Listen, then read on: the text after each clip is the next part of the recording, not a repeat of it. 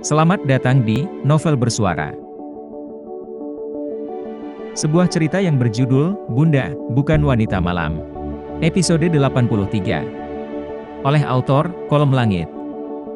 Dengan If sebagai pengisi suara. Selamat mendengarkan.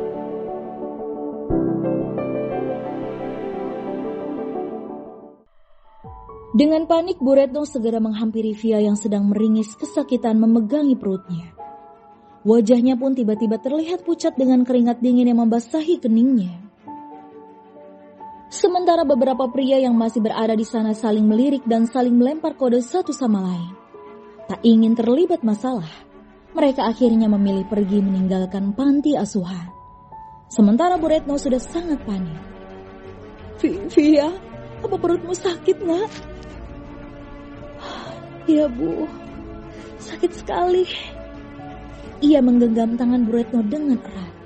Sesaat kemudian datanglah anak-anak panti menghampiri mereka. Lila pun menangis histeris saat mendapati bundanya terbaring di lantai.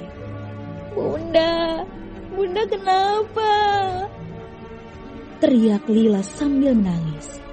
Via berusaha menahan rasa sakit dengan tersenyum kepada Lila. Bunda tidak apa-apa, sayang.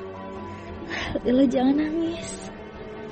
Namun bujukan lembut Via tidak serta-merta membuat Lila tenang. Ia kembali menangis menyadari bundanya yang sedang kesakitan.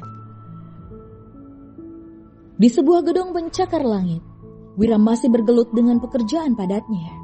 Waktu sudah menunjukkan jam makan siang, namun ia belum beranjak dari kursi.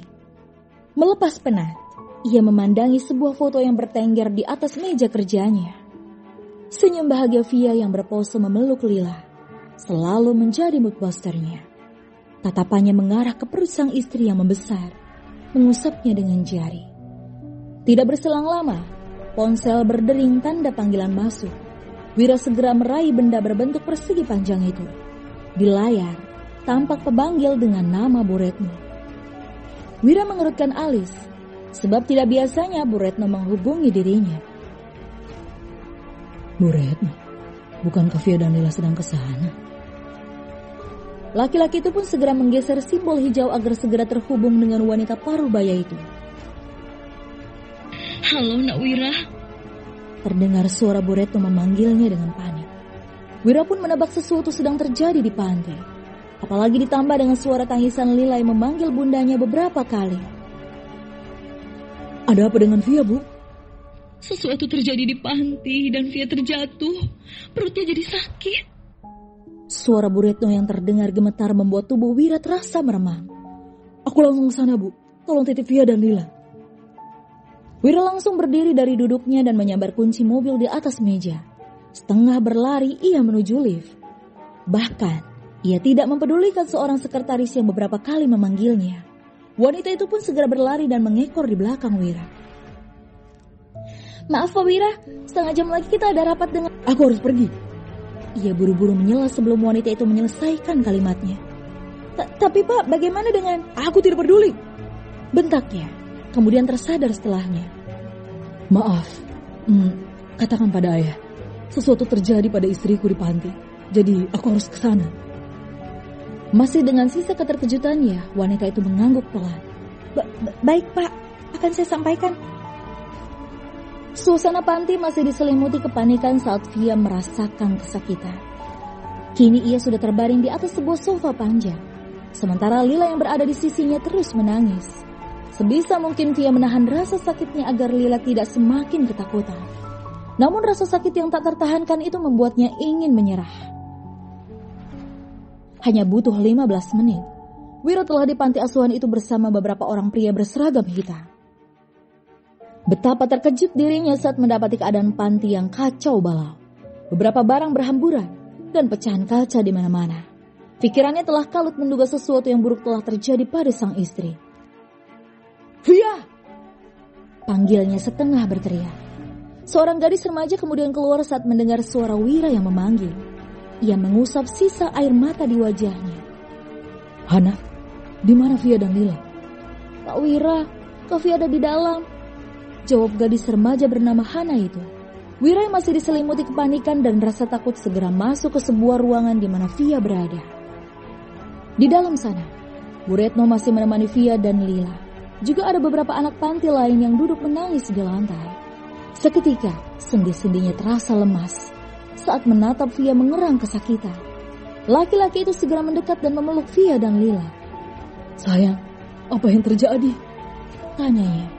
Via tak sanggup lagi menyahut akibat sakit luar biasa yang sejak tadi ditahannya. Sementara Lila sudah lebih tenang dengan keberadaan ayahnya itu. "Sakit, Mas," ucap Via diiringi isak tangisnya, membuat Wira mengusap punggungnya. "Nak Wira, ayo cepat bawa Via ke rumah sakit," ucap Bu Retno panik. "Iya Bu, tapi Ibu ikut ya. Soal anak-anak tenang saja, aku membawa beberapa orang untuk menjaga mereka." Tanpa menunggu lagi, Wira menggendong Via menuju mobil yang terparkir di depan panti. Seorang sopir segera membuka pintu saat melihat Wira keluar dengan menggendong Via.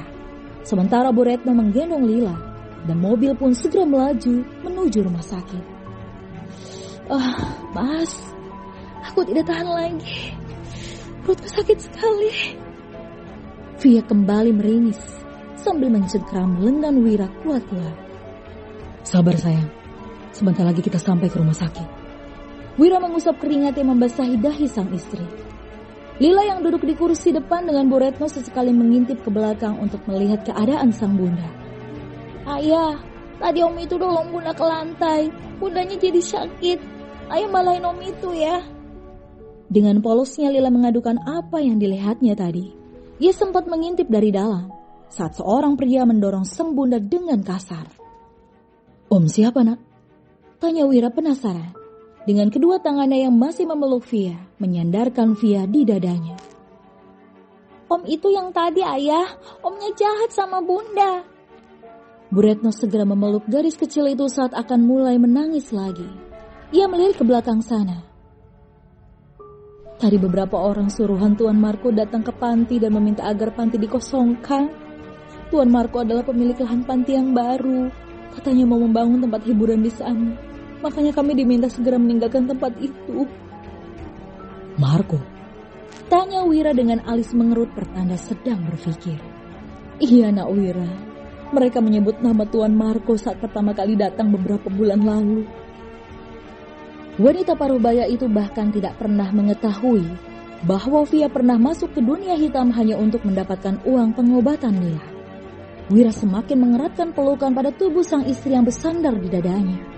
Sesekali ia mengecup ubun-ubun Via saat kembali meringis menahan sakit. "Mas," nafas Via mulai memendek, hanya menandakan wanita itu semakin kesakitan. "Sabar sayang, tahan sedikit lagi, semua akan baik-baik saja." Kini raut wajah Wira sudah menggeram, namun ia berusaha untuk tidak menunjukkan kemarahannya. Kini yang terpenting adalah keselamatan Via dan sang bayi dalam kandungan. Bersambung.